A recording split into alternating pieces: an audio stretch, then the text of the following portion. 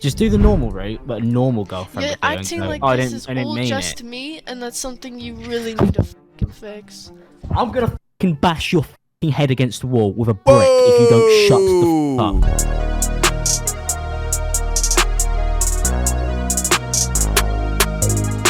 up. ImAllexx's comeback is horrible.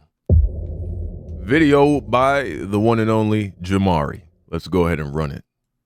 So around a year ago, a commentary YouTuber named ImAllexx completely lost his career in the span of 24 hours. Damn! As his ex-girlfriend Alice had exposed him for being a completely different person off camera. You see, Alice released this 82-page Google Doc where she displayed how toxic, abusive, and downright disturbing their one-year relationship was. Hundreds of text messages, voice and video recordings, and other evidence was released. Oh my god! Yo! This chick was trying to destroy this nigga, god damn. To the general public. Bro, yo, I mean, jeez. Screenshots, voice recordings. It was like she knew she was gonna kill this nigga, bro. All at once. It was a bombshell, and the people of YouTube feasted on this information like wild piranhas. Lord. Because for years, this man had presented himself as the nice guy, an ally to every community who had nothing but love in his heart. Yeah, I want to say one time this like, dude even... If he was still popping today, he'd have a mustache and a mullet. I know right up which alley guys like this like to walk. Had e-girls and maybe some e-guys lusting over him online. I mean, this was his merch after all. Not that there's anything wrong with that. I mean, I have many gay friends. My father's gay. Now, in all reality, Alex is an egotistical, self-absorbed clown who thinks he is superior to other people because he ran a successful YouTube. Oh, you see? There was a period he was growing out the stash, but I guess his just couldn't hit like that, so he abandoned it. It almost looked like a little mullet growing back there, don't it? YouTube channel. His ego was on full display when he would talk about how great he was, and how his brain was truly an enigma too complicated for others to understand. To the point where it's actually really hard to follow what I'm saying, because it's so flexible. I've gone, you could do this, but you might be able to do that, but you might be able to do that, and you might be able to do this, and this might work, but you might be able to do that, and it sounds fucking mental. I don't even understand how you could possibly actually follow along to it. Like most of my friends struggle to actually understand what I'm saying, but that's why I'm a professional and you're all not. And you think you can just ignore them because, like, well, what's the worst that can happen? I don't know. Your boyfriend's a famous internet celebrity and doesn't trust these people because he has to keep his circle small. Because you might not have anything to fucking lose, because your life might be down the fucking drain, but I still have quite a lot that I would like to fucking give. You would think this guy was making Martin Scorsese-level films the way his head was so big. Right. I've actually interacted with quite a few YouTubers who were just like this guy, who basically act like they're God's gift to Earth because they touched a little paper and gained a following online, and it makes me sick. But being conceited was not this guy's worst offense, as there were these other video and audio clips where he was berating his girlfriend with disgusting insults and threats. Thing about you, and this is the thing, and this is why I go round and round in circles. I joined cool. Now, when it's too fucking late, you admit that you did everything fucking wrong. But when it actually matters, when you should lay down like a good fucking dog, you don't fucking do it. You fight for some reason. I don't know why. Wow. I have observed some real misogynistic, woman-hating, toxic masculinity, and I use that term very sparingly. I don't like that term. It typically just means masculinity is bad, but true toxic masculinity. I've actually witnessed some of that stuff from some dudes that I thought were pretty fucked up with the way they treated their chick. I have never once heard them refer to their girl as a dog, not even in passing, right? Not even just like when she's not in the room, much less to her face. Wow, this guy's a true piece of work. You fight because you're losing, and then you look like a miserable fucking little all the time. Wow. Like, your face is annoying to look at, like when I come downstairs.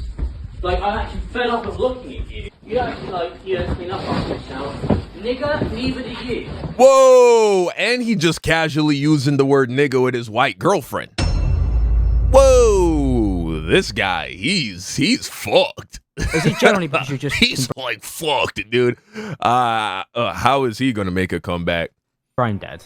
Yeah, I'm very brain dead, yeah. Is that why you decided to go on the fucking offensive instead of the, maybe... Offensive. Okay. Just do the normal route, but a normal girlfriend. Yeah, would do, and acting go, like I this didn't, is I didn't all mean just it. me, and that's something you really need to fucking fix.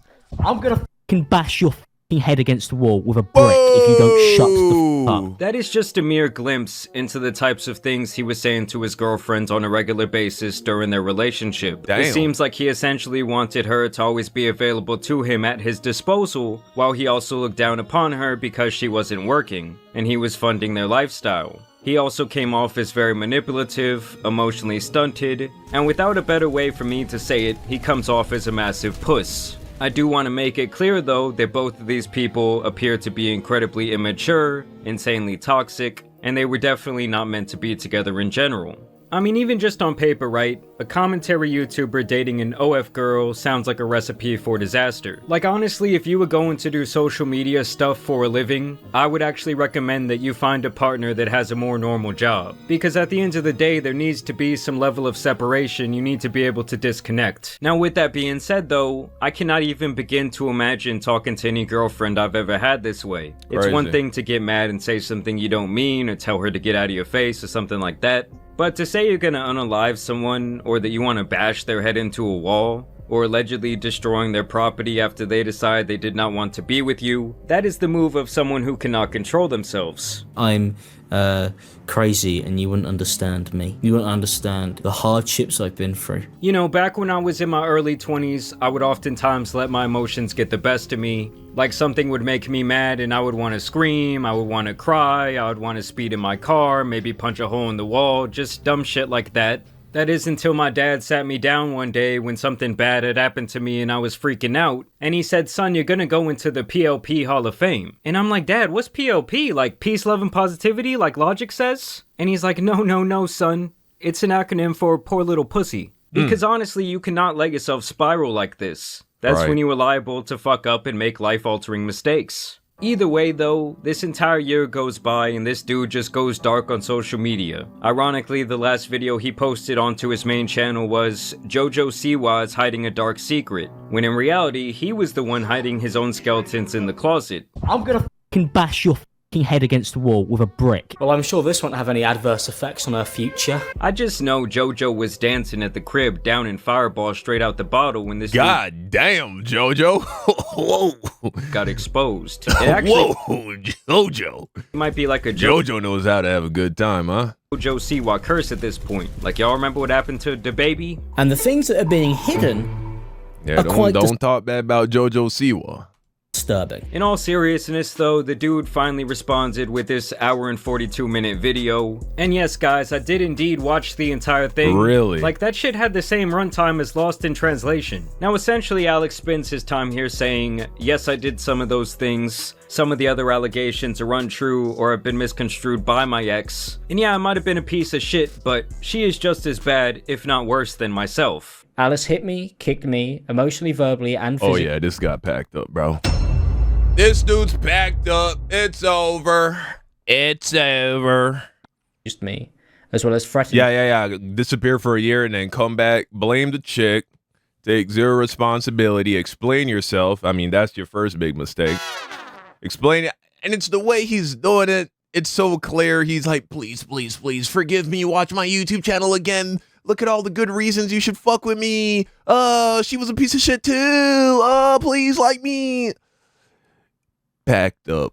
Me and blackmailed me constantly throughout our relationship. Alice has continued to harass me by posting false information about me, as well as fabricating stories about our relationship online to this day. Since our relationship ended, Alice has lied continuously for the last 12 months that I was under a police investigation to friends, ex-girlfriends, and YouTube commentary channels. He takes the interesting route here of basically saying that because the police never got involved, he couldn't have been abusive, which, let's be honest, most of the times the cops are not very helpful in these types of situations, as it obviously becomes a lot of he said, she said. Actually, only 5.7% of incidents end in arrest, and only 0.6 end in incarceration. There is just a lot of back and forth here when it comes to the derogatory language used, and also to allusions of physical violence from both sides. Alice wrote right at the end of her document that for legal and obvious reasons, she wouldn't attach all the evidence she has, but in due time, it may be made public. Not only is this not how police investigations work, but Alice has not posted more evidence since, despite saying the supposed investigation had now ended. This is because there never was an investigation, as it was a lie. Now she has already clapped back at this claim, posting several screenshots where authorities appeared to be in contact with her as recently as this last summer. But still, Alex kinda retains here that he is the real victim to her toxic behavior. As Alice has continued to lie about me and the she put me through during our relationship, whilst blackmailing me and threatening me. Alice has created a one-sided narrative that does not show the reality of what had happened during our relationship, as Alice intentionally left out hundreds of text conversations that would disprove her stories and false narrative that she has created. Instead, it would show that Alice had been a for our entire relationship, and that she has not stopped harassing me for the last year. This guy is your cut, bro. You're done. It's over for you. You're not making a comeback, bro. It's over. I find it pretty strange when he claims that she was lying and harassing him after their break. He even look kind of like a baby. His mouth, has a very strange shape.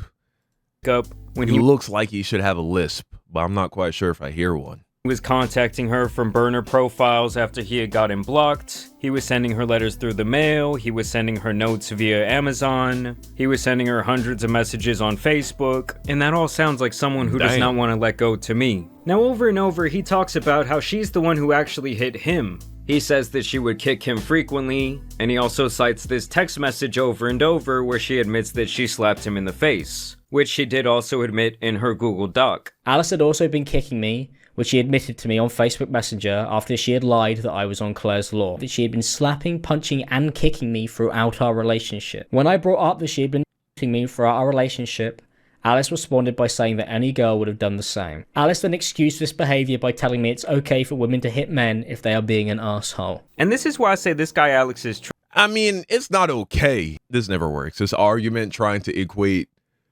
physical violence coming from the man to the woman, trying to equate that to the woman being violent to the man, it never works. It's never convincing. Unless you're literally a twig of a guy and you're dating a world champion MMA girl, and even then, it still won't be seen with the same level of seriousness as when a guy hits a chick. Two wrongs don't make a right, regardless of how you want to slice it. Even if you're one of those people who tries to see things without the bias of sex and gender, two wrongs still don't make a right. Even if you can prove that she is a piece of shit in her own way, and that wouldn't be surprising, especially if she's the kind of chick that would settle to date a dude like you, it doesn't excuse your own bad behavior. So I don't know what you thought was gonna happen with this video. Tripping, because if I'm paying for a place that me and a girl are living at, and every day she's apparently treating me like shit like he says, and she's punching and kicking me, I'm not gonna retaliate with physical violence. Her bags would just simply be packed, and the locks would be changed. She don't even gotta touch me. What? We're not married? We don't have kids together? And you even just talk to me crazy? You better go find someplace else. Go hit up your parents. Hit up your girlfriend. It's over. Pack them bags. Get out. A day, and if I had to call the police and get them involved, I'd go that route too. But him trying to twist and turn this thing where he somehow is going to come out as the victim is just ridiculous. I blow hot and cold. You've seen me. I'm apologising 1 minute, shouting the next. Angry 1 minute, please come here, hold me. I read old iMessages from us from the beginning of the last year. I could see how I caused everything. Jealous about you playing games with your friends because I wanted you to dedicate your life to me.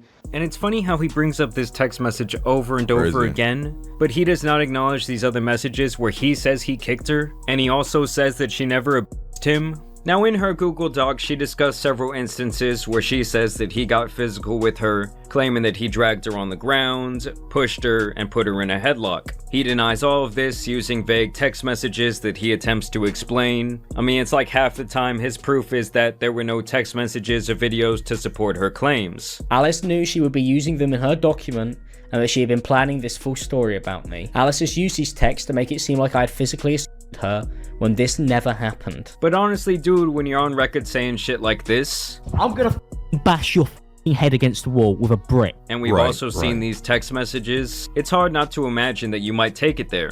I'm really deeply sorry that it took me this long to really reflect properly on everything. I was still victimizing myself. And just a little side note here, I've never seen people who live in the same apartment or flat or whatever the hell they call it, who text each other so much while being in the same home. Bro, there are probably a dozen texts going back and forth between me and my wife in like the last 6 months, dude. It's so crazy to be texting someone you live with like that much. Just, they're right there. Talk to them.